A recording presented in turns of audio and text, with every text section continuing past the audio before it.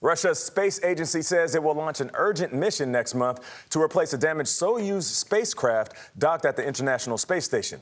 Video shows the capsule is leaking, so officials say 3 crew members, including an American astronaut, need a ride back to Earth. Mark Strassmann reports on the plan to bring them home.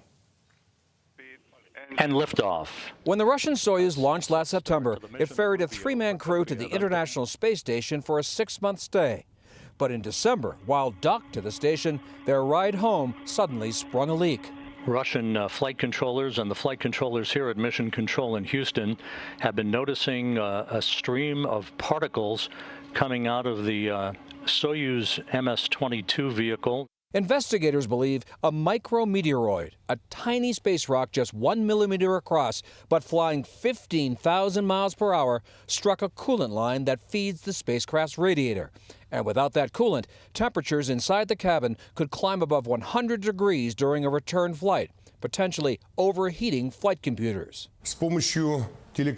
Russian space officials determined the damaged craft is unsafe to fly, essentially stranding its crew. Cosmonauts Sergei Prokopfiev and Dmitry Petelin, and NASA astronaut Frank Rubio. To bring the crew home, Russia is fast-tracking a replacement ship to launch in February. This has certainly never happened before in the history of the space station. CBS News space analyst Bill Harwood. They don't have spare Soyuzes just sitting in a hangar ready to go on a moment's notice. So they're taking the one for the next crew. They're going to launch the new Soyuz with no one on board.